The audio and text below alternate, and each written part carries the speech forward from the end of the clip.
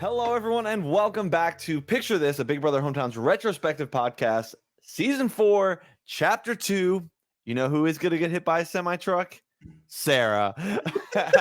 We are back to wrap up Season 4 of Big Brother Hometowns, our look back, deep dive of everything that went down in this end game. If you have not watched chapter 1 of this season, go check that out. That covers episodes 1 through 3 of the season. This is going to go through 4 through 8 to the rest of the season. I'm your host, Josh Gonzalo, alongside, as always, Mitchell Stokes. Mitchell, how are you? I'm sorry, I didn't hear what you said. I couldn't hear what you said. I misheard. Misheard what you said. I feel like there's I'm a so lot. mad. we were robbed of such a great winner because she chose not to listen. Because she chose not to listen to the question. She did. I like multiple times. It felt like I feel like the whole finale was just like, can anyone hear anyone? Let alone can Leah just hear the question or ask for clarification. But you know what? I blame whatever the heck that streaming service was that you were using. What was that? It was a combination of things. It was just OBS and StreamYard, but it wasn't. I know what, not StreamYard. It was just OBS. Yeah. OBS, the and Facebook caller. Nothing is inherently wrong with either of those things. It was just my computer wasn't very strong at the time. I bet you if I tried to do it the same way that I did it then with my equipment now, I could probably do it much better. I don't have any need to because we have StreamYard now, which is so wonderful. Thank God. But, you know, it was second season of trying it. And there's a lot more streaming that I did that season that some was successful, some was not. Yeah. Once again, a second successful live finale was a win. Great. It was just so frustrating to watch her actively throw the game away. Yep. Now, I'm sure we'll talk about when we get there. I think the odds of her taking Max are maybe greater than we think, but who knows what happens in a Max versus Leah final 2, which is probably a really fun exercise that I'm sure we'll get to later. Sure.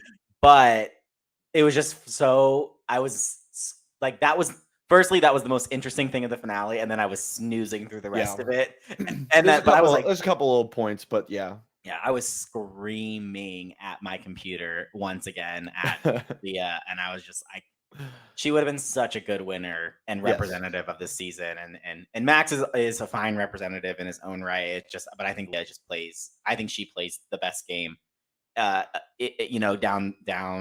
from getting evicted to the end here. I'm so excited to talk about what she's doing and how she does it.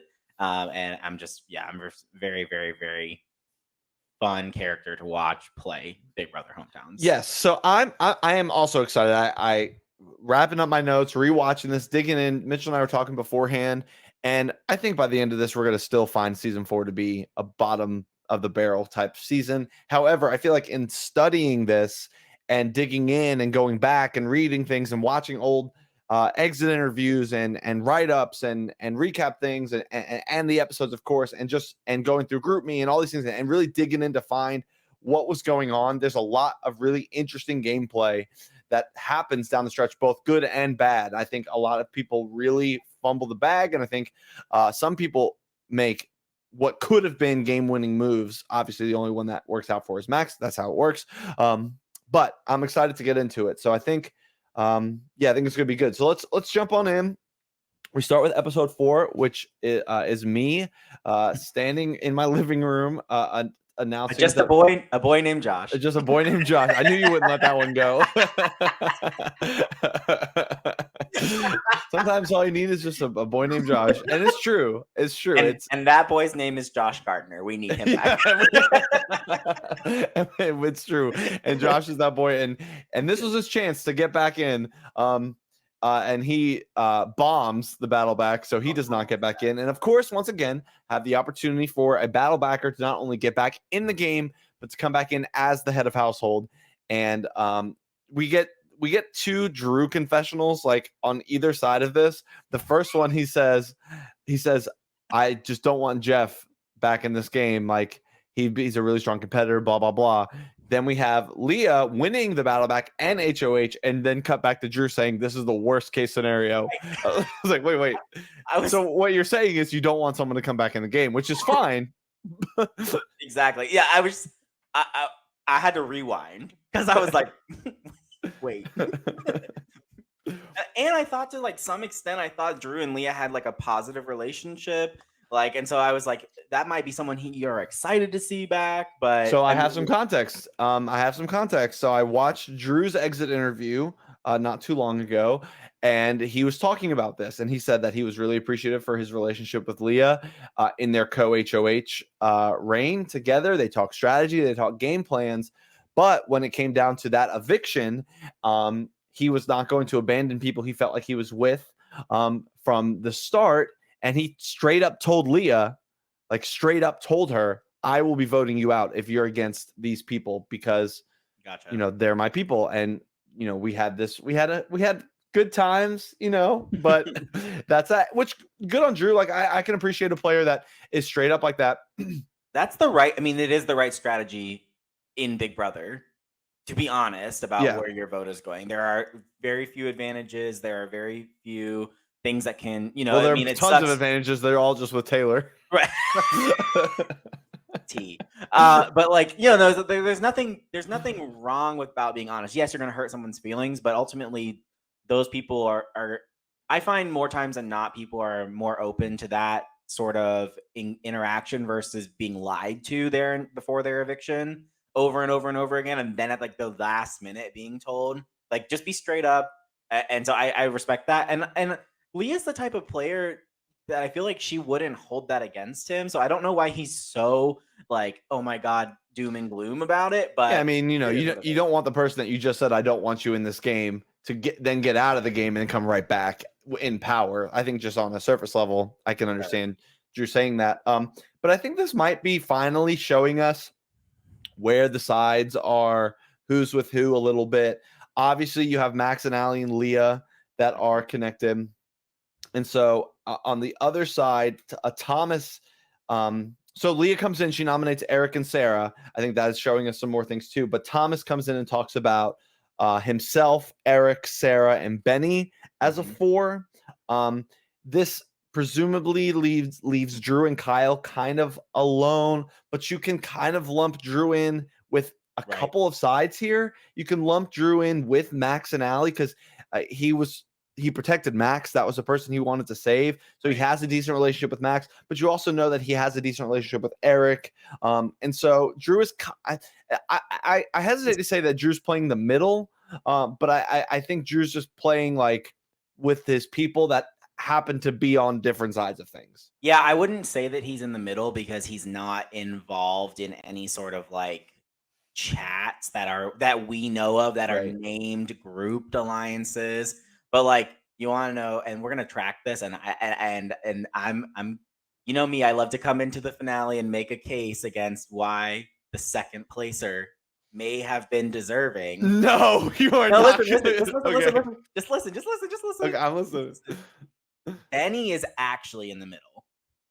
Okay. Throughout the entire jury phase, he is actively in the middle because he's in this group here. And later on, Allie's going to talk about how their path to the end involves Benny and Kyle, her and Max. And Benny is definitely in the middle, actually with alliances that are doing things and pulling things off. Right. And so I'm not saying Benny was deserving to win. Right. I'm just saying like there's a case of why he is deserving to be in the end. This is actively plays the middle through the jury phase. And I'm going to push credit to other places because I think this is a season, especially here in this end game, where people are doing the things that we yell about all the time and say like, why don't you? Yes. Yeah, why don't you pick up these people and use them instead of just like marching along the way you've been? And that happens over and over and over again. So, okay, let's get to probably the biggest blunder of the season. One of two. I'm ready. One of two big blunders. And so Leah wins the power of veto here.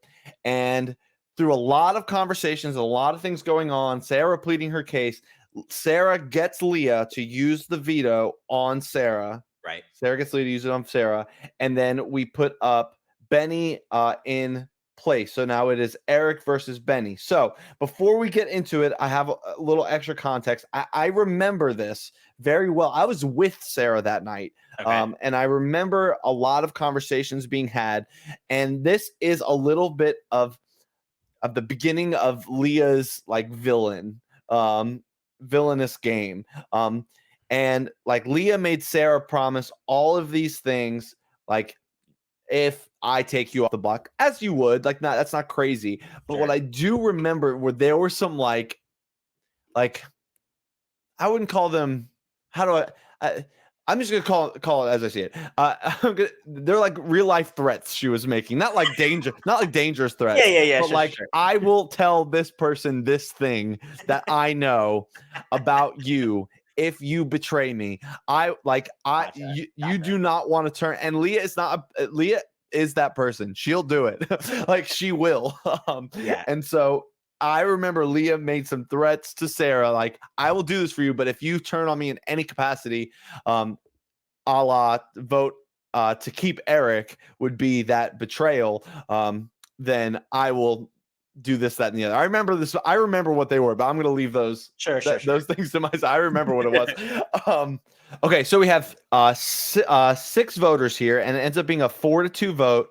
4 votes to evict Eric, 2 votes to evict Benny. The 2 votes to evict Benny are Thomas and Kyle, who are up and Thomas has a good relationship with Kyle. We remember that from last time. Thomas said that, like, and even at the end, at the finale, when we finally hear from Kyle, he talks about how Thomas was like his guy through that. So we know that the 2 of them are in this together. But Thomas always also has Sarah, and we know that Thomas has this group message with Eric, Sarah, Benny. Now, of course, Eric and Benny are on the block, so you kind of take them out, but that implies down that Thomas has Sarah. So Thomas has Kyle and Sarah that he can talk to.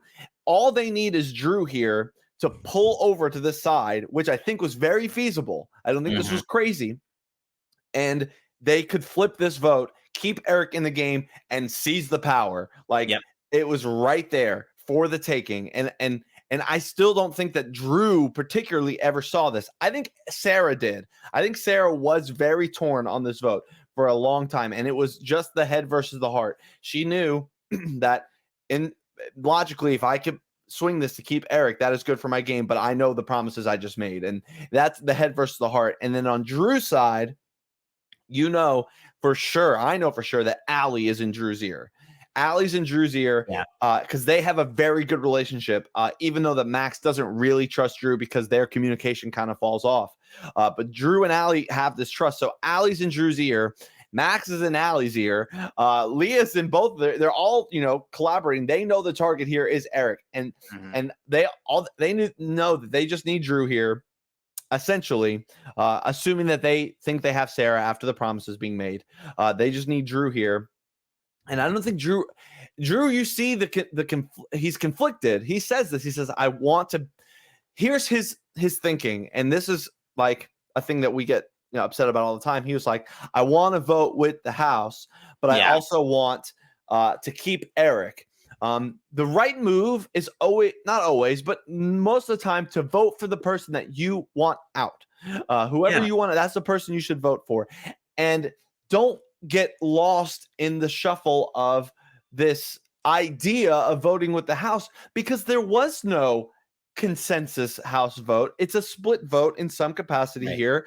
But it's Allie and it's Max and it's Leah saying, you want to vote with the House. You want to, and Allie is probably playing this very like coy and just being like, yeah, the House is probably voting for Eric here. Like that's probably what you want to do. And so that's the only way that Drew sees it. And I wish that it would have come together a different way. Yeah, it's just, I always get so frustrated by, I just want to be in the majority. Well, then you don't want to play your own game. Right. That's always my response. Like, I just want to vote a part of the majority. No, play for you. Like, I don't understand. If you have a good relationship with Eric, why are you voting him out? Sarah, I get personal stuff aside, whatever that was, okay? Like, you are in a group chat with Eric and with Benny. And so I know it's a hard decision there in the end. But if you actively feel like Eric is best for your game, you Which she have does. to She knows keep that. him. Right. You have We Benny know is this. doing We know this nothing. because in the finale, the jury question, the final part 3, the final HOH, the question was, when asked her biggest regret in the game, Sarah Yeah. said was voting out Eric. She said it. Yeah. She knew the whole time that Eric was better for her game. This is not about Benny. This is about Leah. And so Sure. And I get that. But like that's the thing is that Right. her and Drew had the power to make the majority, to do this. I make this move makes no sense. And I get how it comes together, like what you outlined with Allie talking to Drew. I get it, but I just don't have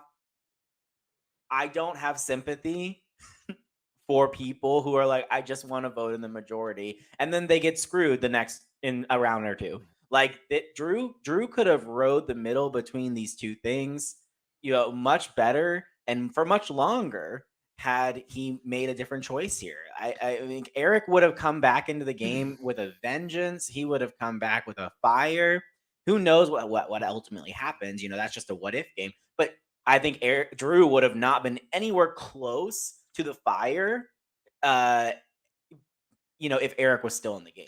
And not to mention that like Drew's shiftiness already is going to get him in trouble here. He's going to get caught for crimes he didn't ultimately even commit. So in every way, shape, and form, he was better off going ahead and voting to keep Eric here. And now, of course, there would have had to been some coordination here. There's some gaps in knowledge that people have. Like, I don't think everyone realized that this was going to be a 4-2 vote because Drew's thinking that it's just voting with the House. So like there had to have been some work that has to go on, but I don't think that that bridge was so long that they couldn't have crossed it in order to make this happen. I do want to point out, and Mitchell and I were talking about this before, I am ready to like throw myself behind the gameplay of Thomas Shirley with all of my heart. And this is the perfect first example. And a lot of my case is going to be built around the votes that Thomas casts. And he will always vote the way he wants to vote. He's going to vote out the people that he thinks is going to keep someone in the game that's better for his game. And he does it here. He knows that Eric is better for his game because he knows that there's a power in this Max, Allie, Leah. And he knows that Eric being in the game is better to fight against that than Benny is.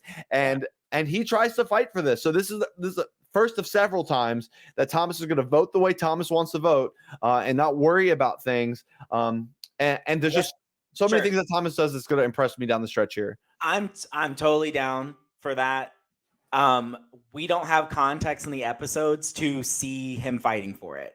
His confessional that he gives, he just talks about like why it's better for him to have Eric, why he makes the vote that he is going to make ultimately. But we don't see anything of like, I really tried so hard to convince these people to do this. Like, I'm sure maybe he did. Maybe he was part of those conversations.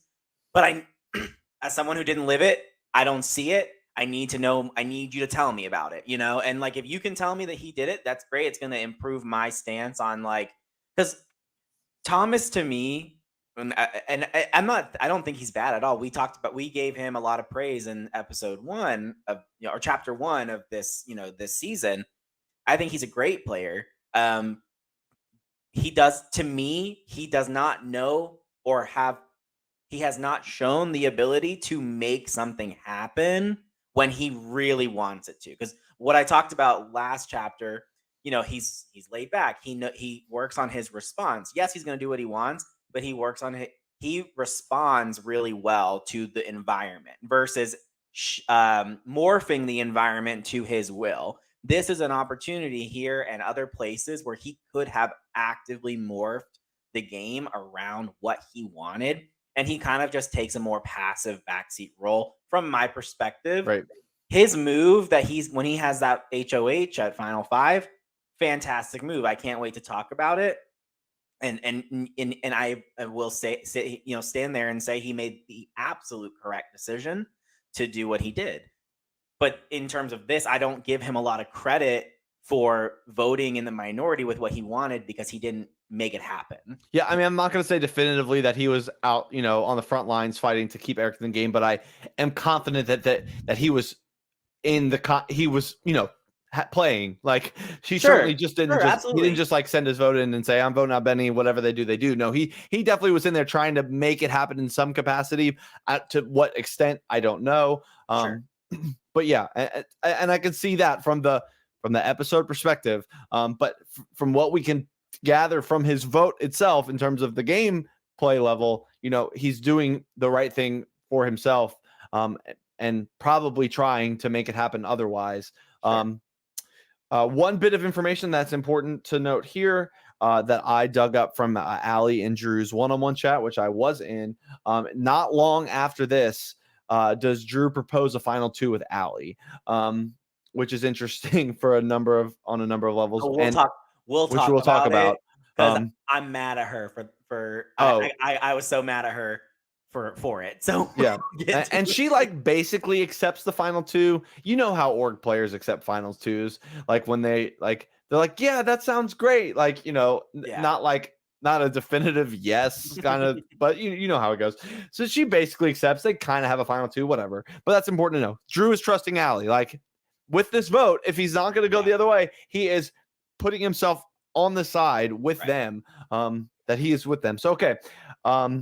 Max also getting his way here. Obviously, this is the first real like point of vengeance for Yeah. Max. He finally has, we talked about last time. He has his reason now. Eric put Max on the block, and now Max is like, well, okay, this is how it goes. You go for me, I go for you. He makes sure that Eric goes out, and he's thrilled by it, Mhm. just absolutely thrilled. And because he knows that Eric is putting the pieces together of the Max and Allie being like having a relationship situation, which Max contextualizes a lot better in the finale as to why they felt the need to hide this, which I can agree with, and I'll just touch on it real quick. He basically was saying that they knew that everyone else kind of was connected in real life on this, bigger picture scale, but didn't want Max and Allie to be zeroed in on as a pair Yeah. outside of that, which is like what happened, but could have happened even more so. I can understand that for sure. So we jump into episode 5, and we get the C4 debacle, Yeah. I'm so which excited. yeah, which was really fun. I remember this so well, and the reality is this did not catch them red-handed as they thought it did. It Mhm. should have, but everyone was oblivious. So if you don't know C4, we haven't done C4 in ages. I don't know if we will anymore. But at any random time throughout the day, I would drop a letter and number combination. So C4, and the first person to give me a word that starts with C that's 4 letters long scores a point. And then later on the day could be like F11, whatever, and that's how it goes. So Max and Allie were at this point physically together in Canada. Max was visiting Allie, and so they're playing this together, and so they're under the same internet, under the same Wi-Fi, and one of the number letter combinations pops up, and Allie shouts out a word, starts typing it. Max also starts typing it. Both their internet goes out, so that doesn't get sent to the house. Then they both try and send like, oh, this stupid internet, whatever, at the same time, and then like nothing happens, and then a couple seconds later, all those messages get spammed to the house at once because their internet comes back on. So the same word pops up because they both submitted the same word, and they both complained about their internet at the exact same time, and no one said anything. Yeah. Like they just were not caught by this. Yeah, I guess without knowing all that context, I could see why you would be like, maybe like I don't know if it would register to me either though. Like I don't know. I'd be like, maybe it was weird, but like But would the it be thing was, like, there was oh, they're already together? suspicion. There was already suspicion on them. So I don't know Yeah. why people at that point. Maybe they did and just didn't say anything to anyone about it, and they just like kind of Just thought, let it oh, go. that's fishy and whatever. Yeah. But that anyway, that's just more of a fun story than anything. It doesn't really contribute to the Max and Allie getting caught of it all. Right. But I remember that day, and I remember being like, oh, they're toast. Like there's no way they get away with this, and they did. They did. They did. So Max wins this HOH, and he nominates Benny and Kyle. And He's probably saving face here a little bit because the target has to be Sarah. Like, this is a backdoor play if I've ever seen one. They're ready to come right back after Sarah because Max has no reason to not target Sarah. It's Leah that probably she couldn't win HOH anyway. But Right. So Max is pointing the gun right back at Sarah after who knows how much turmoil went down during the Eric vote to get Sarah to actually vote for Eric or what has gone down. But Sarah's on that other side. She's a bigger player on the other side. No use in wasting this HOH on Benny or Kyle for real. Then we so Max also wins the veto. Yeah. And he goes ahead and he backdoor Sarah. And then we get to Leah's very evil confessional where she says the quote of the chapter, who is going to get hit by a semi-truck? Sarah. And that's evil. That's just evil. It is quite the heel turn, and I'm here for it. It's interesting to me that Sarah is ultimately the target here because she just voted with them. Like, you have Thomas and Kyle sitting right there who voted against your wishes, but like, I understand how they could still perceive and they still know that Sarah is on that other side. I have to wonder, the case for Benny continues, like, as he's playing the middle, do they have an understanding, because him and Max become very close in terms of a game relationship, right? So, like, I have to wonder, when does that start? When does that happen so that they can, like, that Benny's not a target, ultimately in this, I don't know. I'm curious about it. It doesn't actively make a ton of sense for Sarah to be the initial target, considering that they were just working together in some capacity. But I could also see it where Leah's like, well, I can't be the one who puts her up, but like, if you put her up, there's not much I can do about it, kind of situation as well. I don't know. It's interesting. We talked about this in season 2. Sarah gets kind of a raw deal, and I do kind of feel like here she also does as well. She's kind of sold out by Leah and just kind of, takes the bullet. It really is the heel turn, or takes the semi truck. Yeah, takes the semi truck, and Sarah did all this stuff to like appease Leah, like they helped each other out, all this stuff, and then Leah's like, "Yep, well, yeah, thanks for that. See you later. You're next. Bye." Yeah. Like, it really was that simple.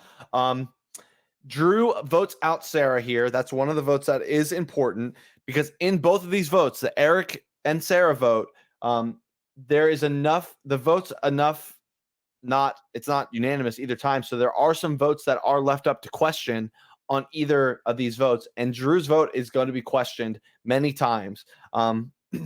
Thomas is we get Thomas votes out Benny. He's the rogue vote here, and he knows it's a rogue vote. I listened to his exit interview today, and Max is trying to like sell him all these things. This wasn't in the exit interview. This is in his confessional. Thomas is like, Max is trying to like say all these things to try and bait Thomas in any way to share information, and Thomas is not buying it because she knows. Oh, that's right. Max was trying to basically say that Sarah was trying to throw Thomas under the bus, and Thomas is just like, that makes no sense. Yeah, like he doesn't confront Max.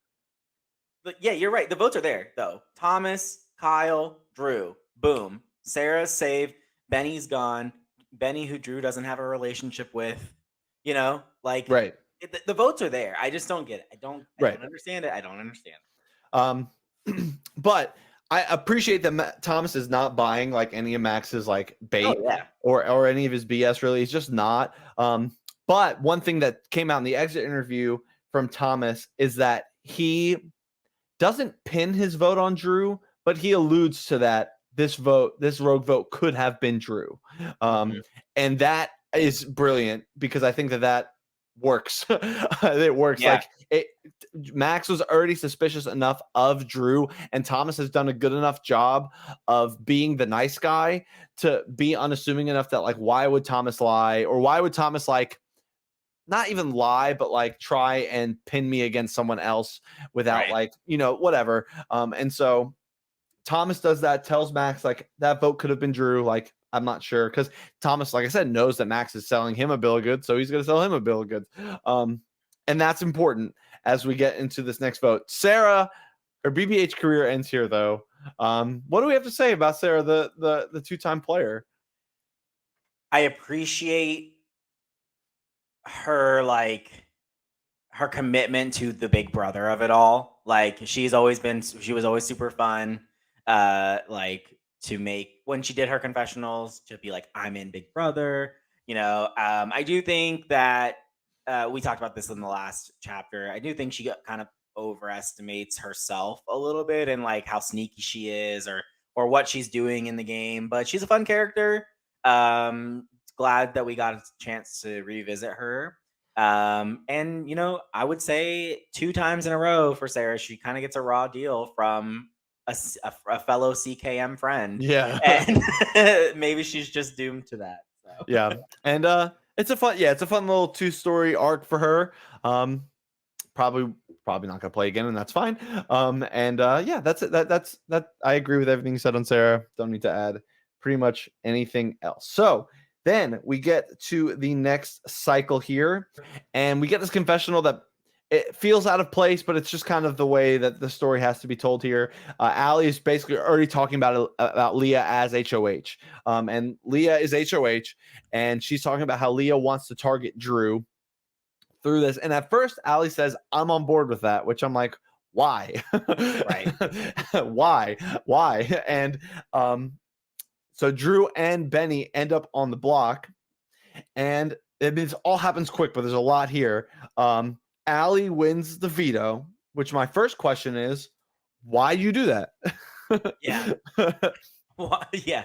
If you're like on board with it, but you have a final 2 with Drew. Yeah. Why?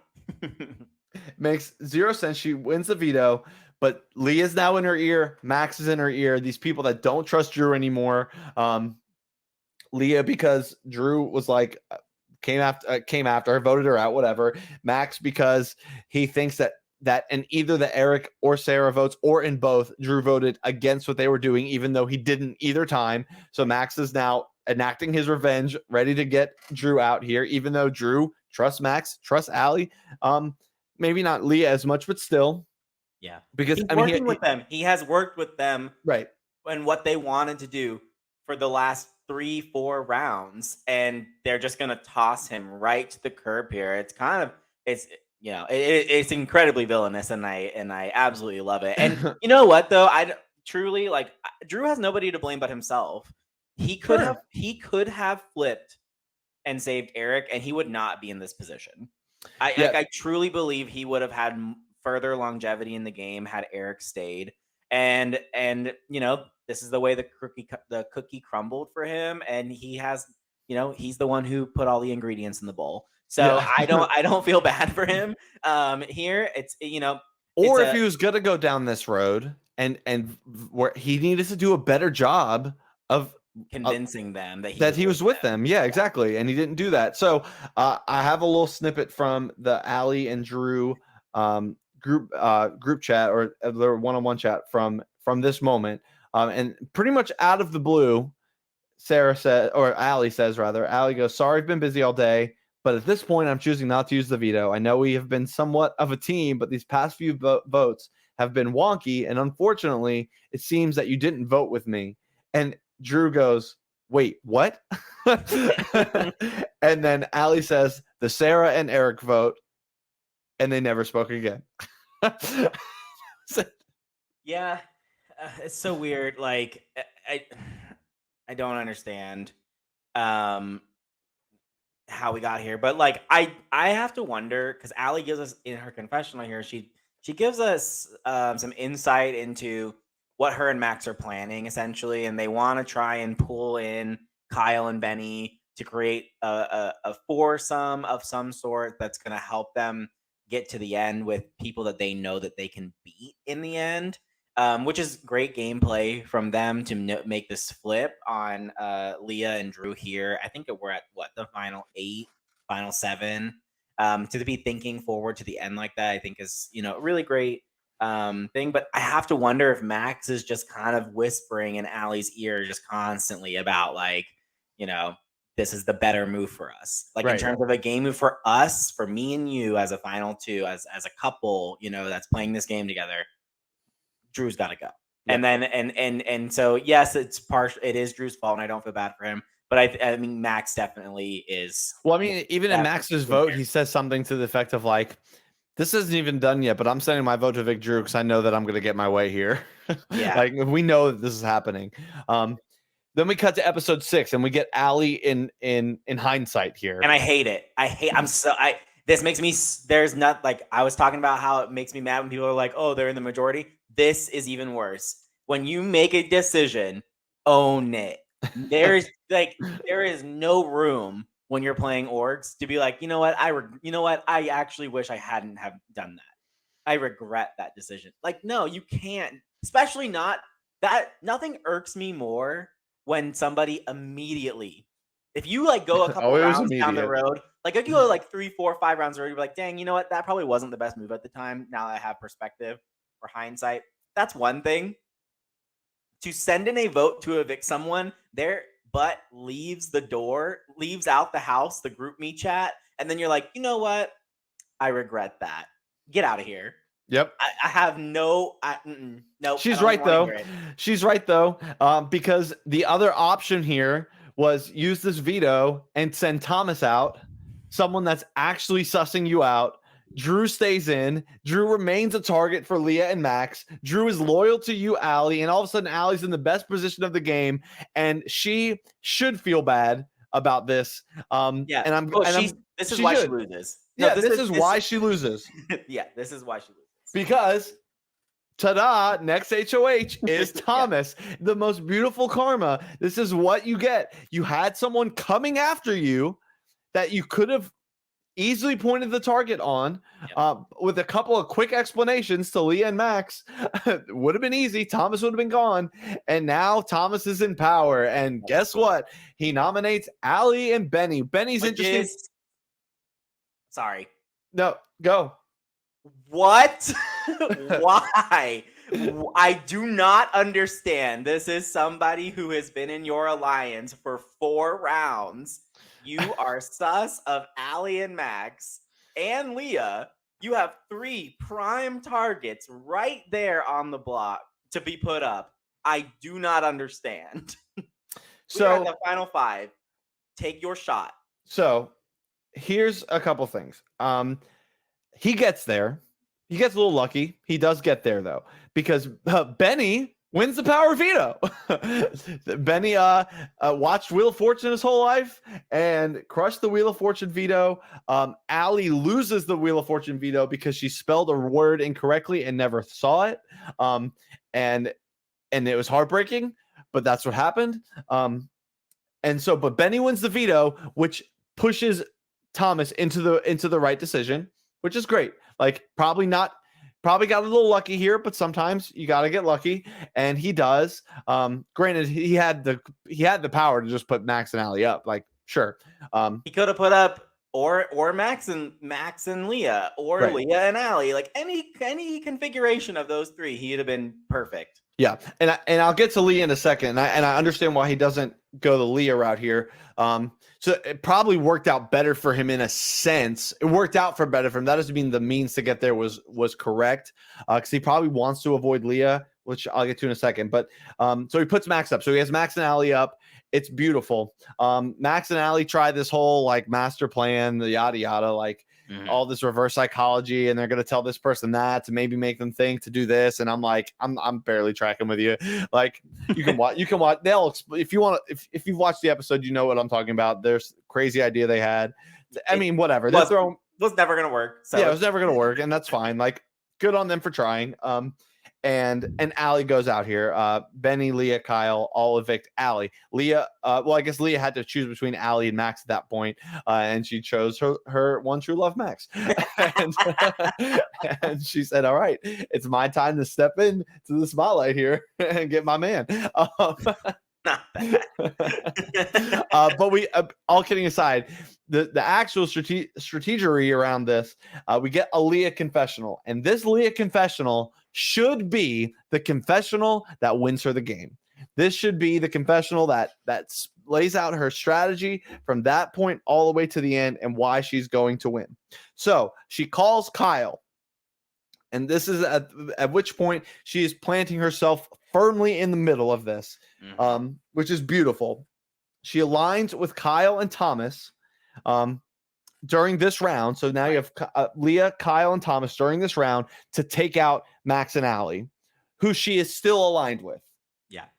But is starting to feel betrayed by, because they lied to her over and over and over and over and over again about their whereabouts, their relationship status, etc., etc. So Leah gets on board with Kyle and Thomas on one side of things, still with Max and Al on the other. She does this when Thomas is in power. Sometimes people are afraid to make this move.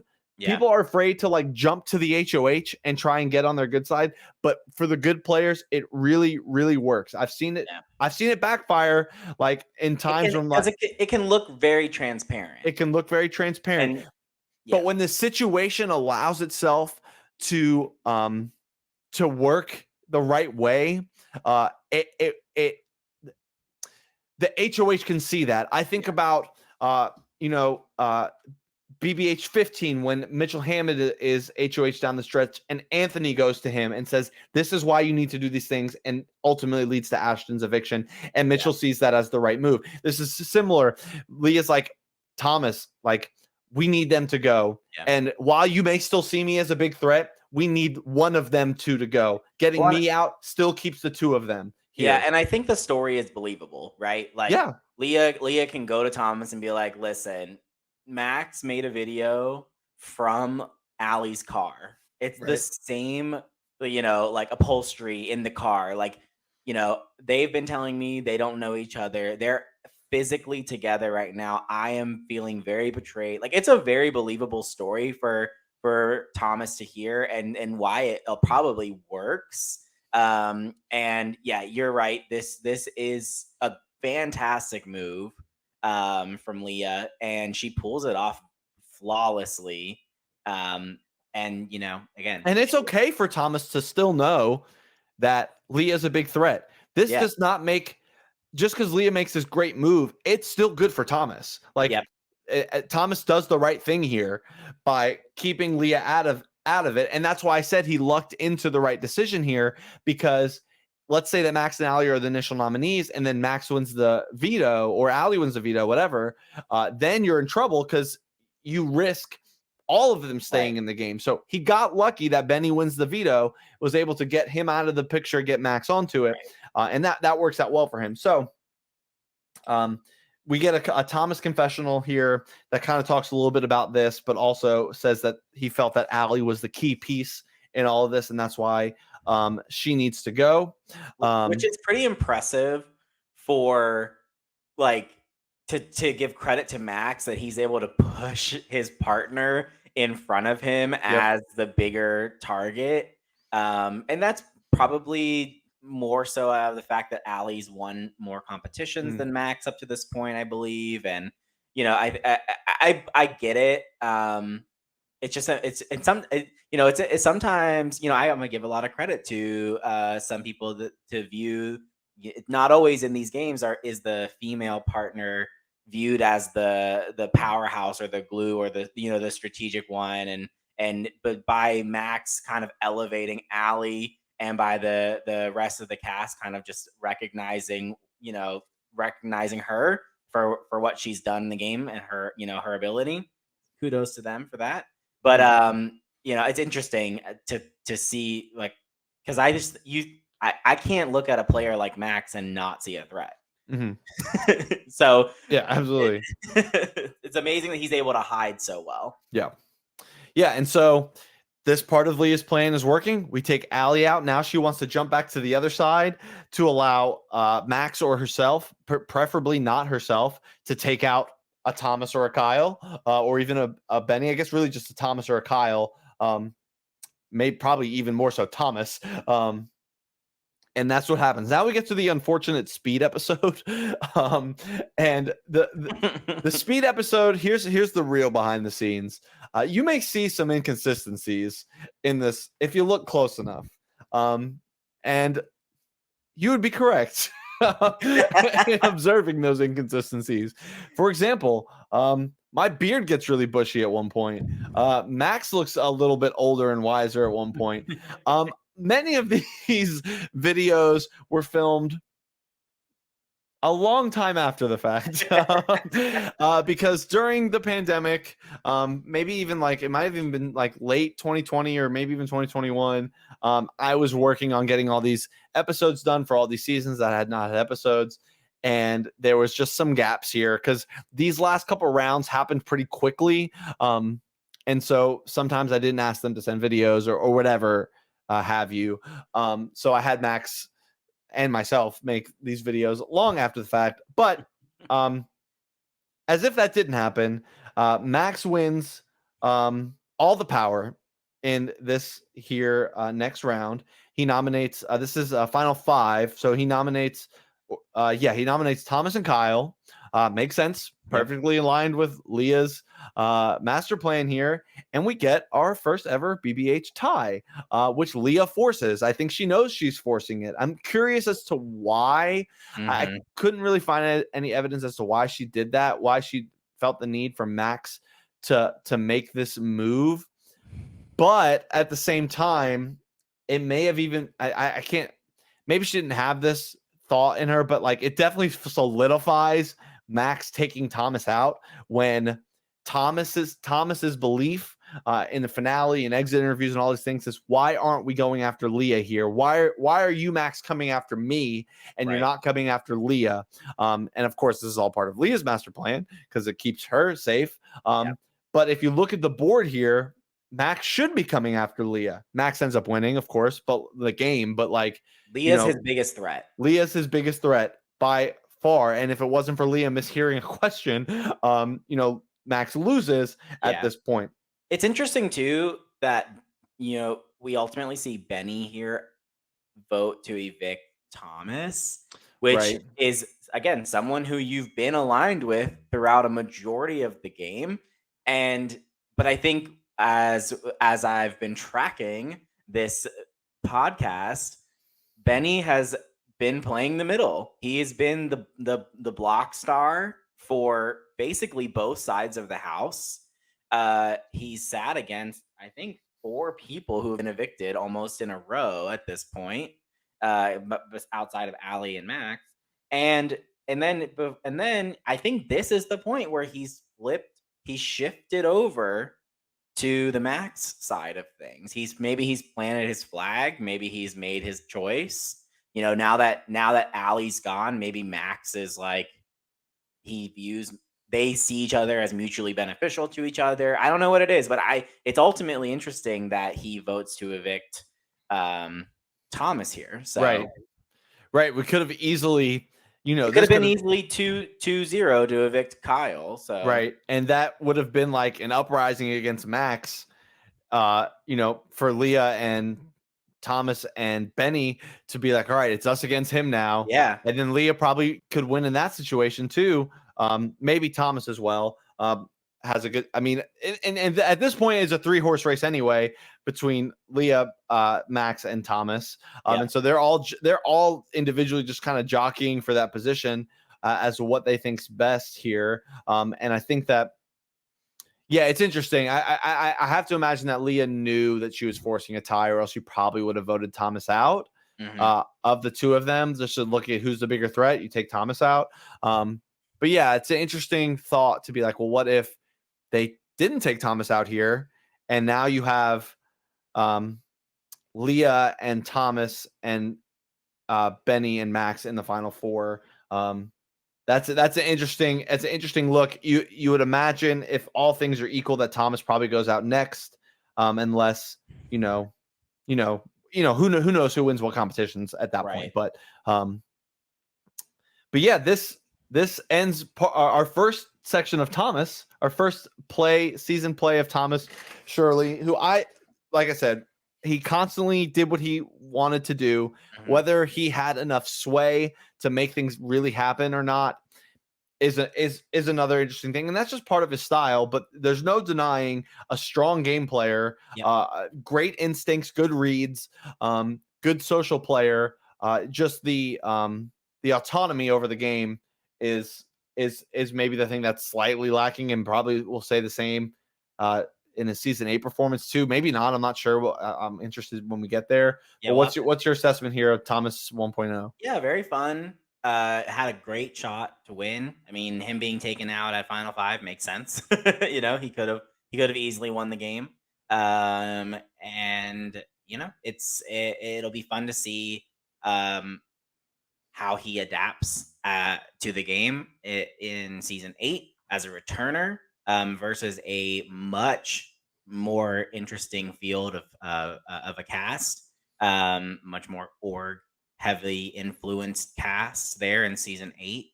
So it'll be interesting to see for sure the parallels or the changes that he makes to his game when we get there. The rest of the speed episode finishes up with honestly nothing too exciting unless you have something to pull from it. Leah wins the HOH. Max wins the veto. It's between Kyle and Benny, and Max evicts Kyle. Yeah, makes sense. Sure. Like a lot of times with these last couple evictions, there's not a ton to talk about. Right. But I'm excited to get into the finale, which has a very interesting start and then is very boring afterwards. Yeah. So we jump right into part 3 of the final HOH. It's Leah and versus Max, and this is for the game. Yeah. Like, do you think that Leah would have cut Max? No. Oh, no. Sorry. Yes. I absolutely Okay. think that. Yes. Okay. I absolutely think that Leah cuts Max if she wins here. I can't imagine that she's trying to go to the end with Max. I don't remember. I don't remember there being any. I feel like that would be something we talk about, or I would remember if there was like any hint of her thinking Right. of taking Max to the final 2. But no, they both know what they got to do, and someone's got to win and cut the other person.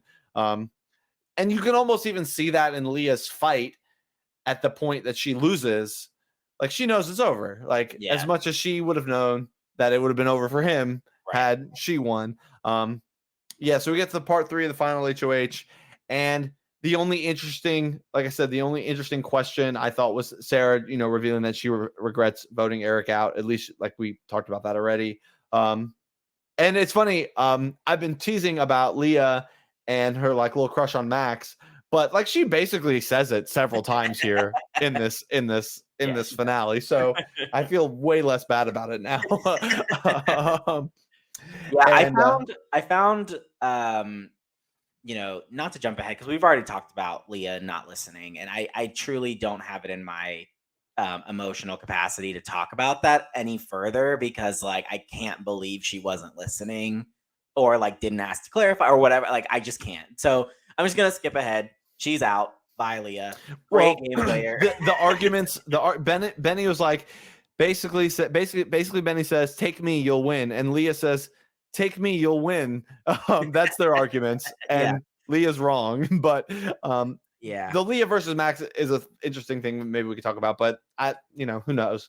Yeah, I would like to. I would love to talk about that later. But like, let's zoom through the rest of this, because honestly, there's not a ton to talk about. I found the jury section to be very self-serving, and it always is, but this much more so than like, I don't feel like anybody actually came in seeking answers to like game related. Well, it's because they all knew who they were who they were going to vote for. Every question was some version of, why did you do this to me? Yeah, why did you do that? Why did you do this that affected me? Blah, blah, blah, blah, blah. Well, and when you have a final 2 that's lopsided in this way, where the winner is very obvious from the start, the jury can do that because they don't actually have to make a decision. They can now just get their closure. And so they do that. What did Benny have to do? What did he have to do to win more than one vote? Because the vote he gets is Eric's, which is like basically against Max because it's petty. Petty. Yeah. Yeah. But like, I feel like I'm not saying Benny deserved to win, and I said this Right, up front. right. But I at least like he made the final. So how did he make Yeah. the final? What's his pitch, right? Because he does a terrible job of explaining himself or advocating for himself Right. in the finale. So like, let's do it for him. What is Okay. if you're Benny, you recognize you're gonna lose, but like you still want to do your best to try and win. What's the pitch for Benny here? The pitch is the under the radar, social maneuvering, avoided the block or avoided eviction, left and right. You guys never took me out. Yeah, I was. You had your I was on the chances. block 5 times, 6 times. I was on the block. You were using me as a pawn. I was playing the middle. I was on used by both sides. Yeah, like There was no one I wasn't willing to talk to, work with. I won he does say this. I won a veto when I was on the block at one point. That's a nice little feather in the cap. There are some points that could be made, but he knows he's losing. yeah. So and that's fair. That's why. I That's why don't he did think- so poorly. He knows he's lost. I don't think Max's defense is impenetrable though. Like I Sure. don't feel like Max does like a stellar job of explaining himself. He's just there against like unremarkable, like an unremarkable opponent, Right. like so. But I feel like if Benny had come in with some fight, maybe he could have given the jury something to think about. Now, half the jury wasn't even watching the live stream, but that's a whole nother thing. Right. So, like he could have put up a fight. I think there's a story there for him. I think there's an argument as to why he could get votes from people. Right.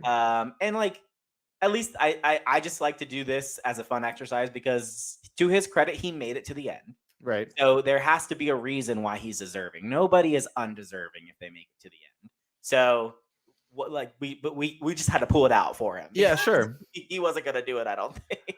I think it was very self-serving. Or if you're Allie, like Allie asks the classic, like, what moves did you make for yourself? I hate that question. 4 people asked that question. 4 people asked the same, a different version of that. But for Allie, it's very transparent that she's asking that question so that Max can, flaunt his game more. Like, as she should. As she should. Yeah, as she should. And that's fine. Some people that I thought were self-serving, but I thought, and there were all of them, but I thought that brought some interesting things out. Like I thought Thomas was a really good juror. Even though he was asking questions about himself, he asked why Max came after Thomas instead of Leah at the final 4, and Max does the flattering the jury thing a lot, where he tries to make them feel amazing, which is that's what you're supposed to do. But he does that. He flatters Thomas a lot. Then he said that he felt like he had a better chance of Leah not taking him out over Thomas. And I was like, hey, that makes sense. That's a really good argument. I don't think that wins his vote from Thomas. I think he had it already. But I thought that was an interesting little wrap up of that part, because Thomas was like, Leah's the best target on the board. Why? And Max was like, I felt like everyone was against me at that point, and Leah was less likely to take me out than you, Thomas, who was going to take me out. Eric asks, when did you decide not to trust me? Basically, when did you give that up? It was funny. He's like, when did you decide it wasn't going to be us to the end? And I was like, day one. I don't know. From the start, he never at no point did he ever start that. And then, the funniest thing, I don't know if you caught this. He says, Benny, when I was on the when I went home, who did you vote for? And Benny was like, he's like, I think I voted for you. Benny was on the block. He was on the block. He didn't vote. I didn't catch that. That's funny. Max continues his flattery with Eric, but everyone is starting to recognize, every juror is kind of poking at that vengeful side of Max. Eric then gets his platform to flaunt that he knew that Max and Allie were dating, and he clocked them before anyone. And you know what? He earned that. Leah had nothing interesting. She said, what do you have to say to me? Kyle rambled on about nothing forever. I'm gonna be honest, I was so bored. Yeah. I was not. We get a Greg Wells appearance. That was great. I was happy about that. Yeah. My king. Foreshadowing. And then She says nothing, and then we go right to the winner reveal.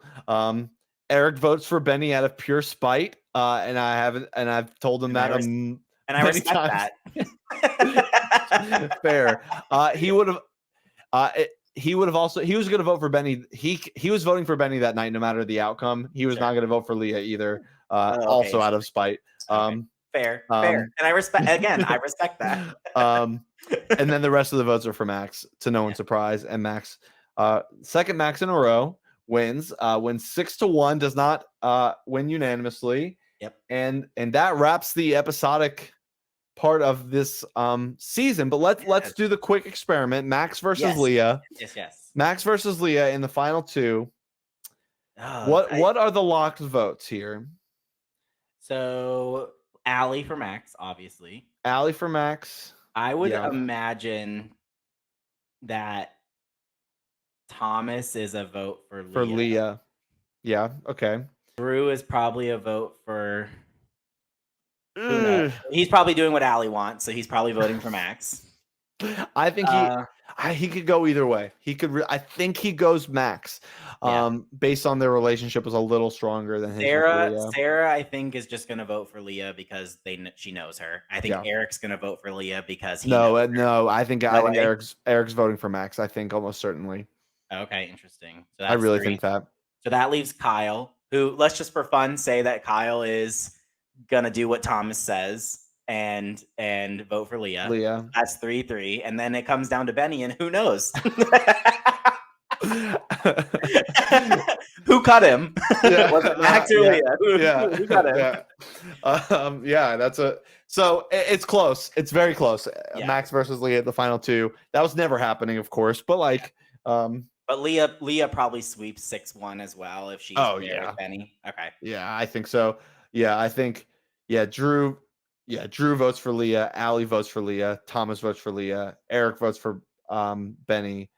You don't think Max and Allie vote for Benny because they're mad at Leah for cutting Max at the end? No, I don't think so either. Sarah probably votes for Leah. Yeah, I think it's at least 6-1, if not 5-2. Yeah, Leah definitely wins. We were robbed of that. Yeah. So let's get into our postseason rankings and such. After every season, we are kind of ranking a bunch of things in the history of BBH. We have our winner rankings, our villain rankings, and then our season rankings overall. Where would you like to start? Let's start with our villain rankings. Okay. It's just like, I think it's the nice little segue into a conversation.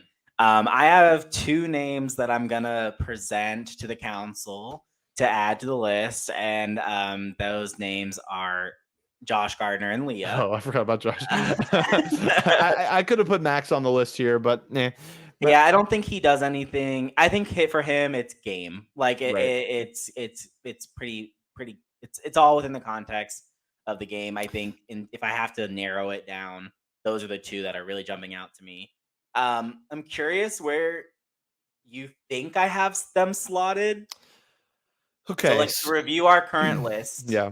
At the top of the list is Greg, followed by Ashton, then Gray Price from season 2, Connor Mills from season 2, and Max Teddy from season 3. So those are our top 5 right now. Okay. I don't think that either Leah or Josh top Greg in any capacity. Absolutely not. No. You can't. I don't know if we'll ever top that, and I think that will be reinforced soon. I think if it's me right now, they're slotted maybe 3 and 4 behind Ashton before Gray, and I think it's Leah then Josh. Okay. I mean, we're allowed to have a difference, and we can maybe talk through it together. Yeah, I have a little different. I have Leah as number 2. Okay.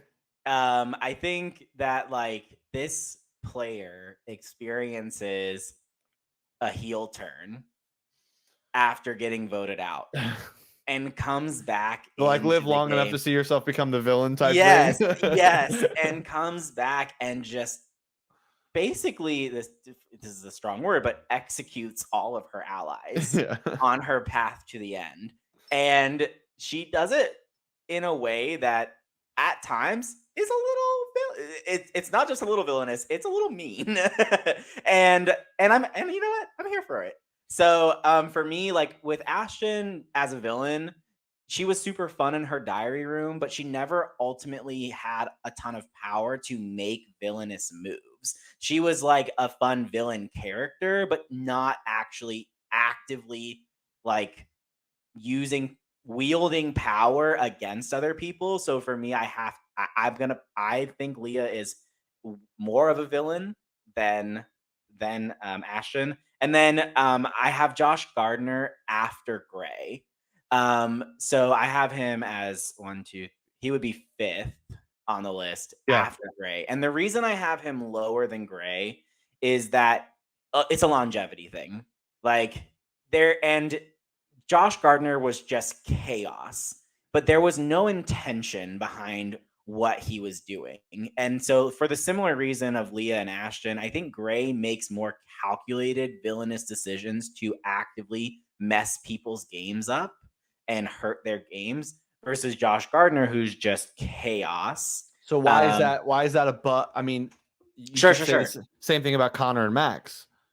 Yeah, I don't think that. I think that Connor and Max ultimately don't make as villainous decisions as what Josh was doing. Yeah, I mean, ultimately, Josh Like is yeah. ultimately they like their decision, their villainy is like crowd. Like I don't expect Connor and Max to be on this list past season 6 or 7. Right? Like they're here for now because they are villains in their own right in their season, but their villainy, it's like it's the similar reason as to why Max could be on this list. Max P could be on this list, right? Like it's part of the game context. Max does make a very villainous move against his brother, but then he backs off of it like and tries to repair it and fix it later. You know, like there's to me I just think Josh's chaos is more villainous overall than what Max and Connor did.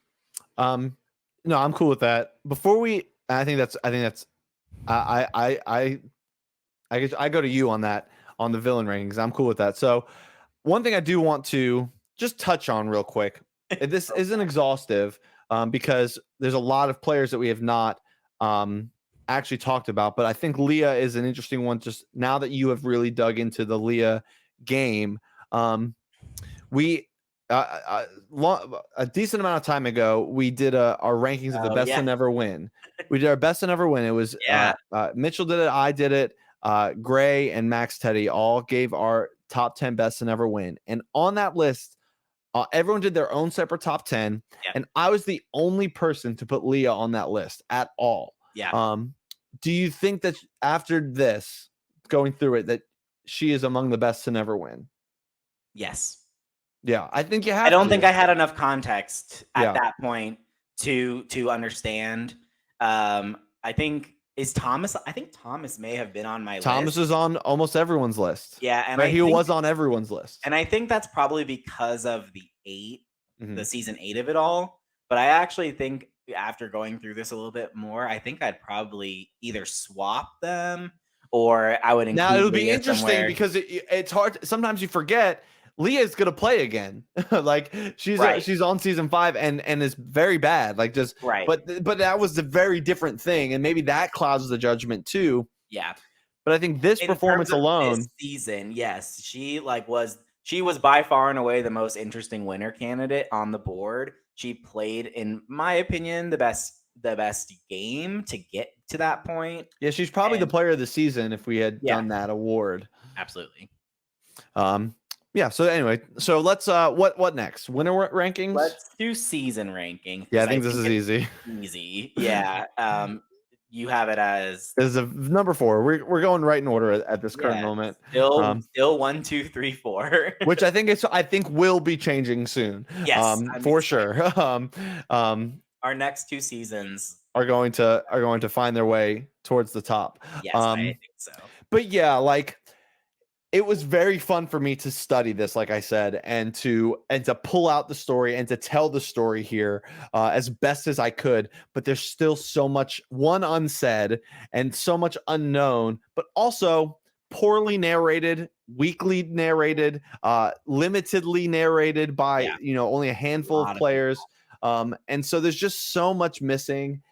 That even if I went back right now and did everything, like if I committed my life to telling the story of BBH4 through episodes, I don't know how much better I could do than what we have. There's just not. It's just not there. It's just not there. I think that's it'd be an interesting project that maybe I'll work on one day. But because I think that there's good gameplay. There's interesting little story tidbits from here and there.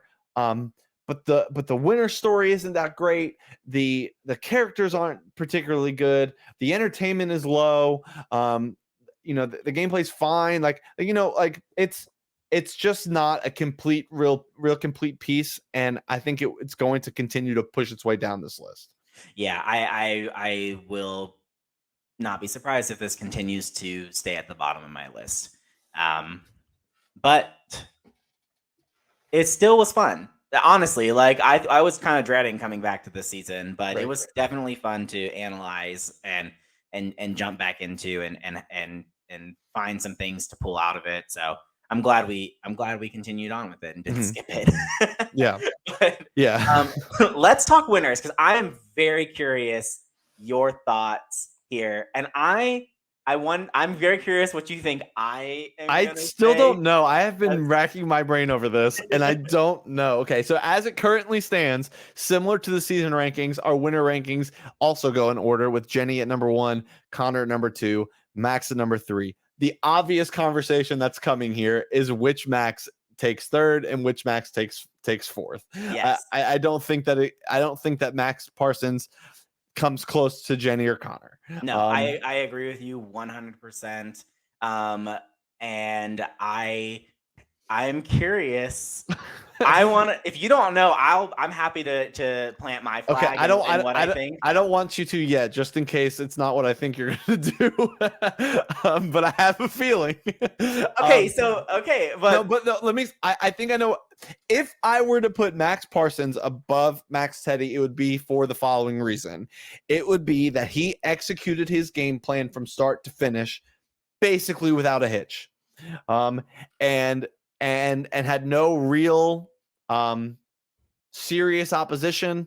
And even when he did, he got out of it quickly. He doesn't make any blundering mistakes like Max does. It's not a game that I like very much. Sure. But is it better than Max's? Maybe. I could be convinced, and I'm ready for you to try and convince me, because I think that's what you're about to do. It's not. Oh, okay.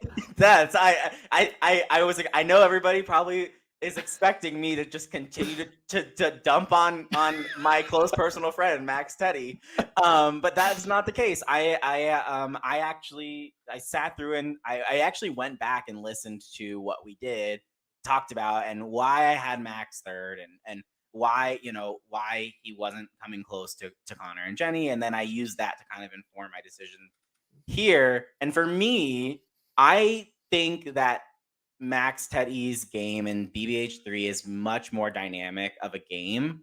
I reward recovery. Like, for myself personally, what I love to see is when players recover.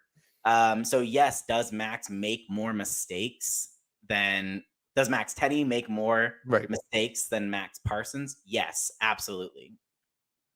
But I give him so much credit for being in a place of vulnerability at the final 3 and convincing Trey to take him to the end over Abby. That is, to me, a better move in of itself than any of the things that Max Parsons did in season 4. That's true. Max had to win. Max Parsons. Yeah. Max Parsons had to win out, and he did. So congratulations for that. And so did Max Teddy in a certain regard. But he didn't. But he did not fully. Right. And that to me is the move that is sticking out to me as the reason why I think Max's game was better. Max Teddy's game was better because he did something that Max Parsons would not have been able to do. Yeah. And so there's that side of it. The other side of it, for me, why I think this is where we're going to end up going, is that Max Parsons, yes, he executed his game plan. Like I said, I stand by everything I said to defend Max, but it was very one-dimensional in that regard. It was so easy that he fought basically zero opposition. Even when he was on the block, there was no shot he was going home. And you have to also weigh it against the strength of your competition. And the season 3 cast is much stronger as a whole than the season 4 cast.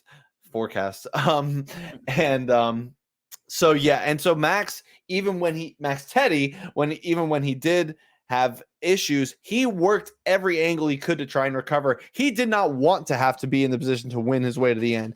Granted, he put himself there, but he tried to work his way out of it. And yes, it is super impressive that he was taken to the final 2. When he won part 1 or part 2, whichever he won, I don't remember, he had won the game at that point. Because, well, I guess when it was him and Trey in the final part 3, he had the game won at that point because he was going to the final 2 either way.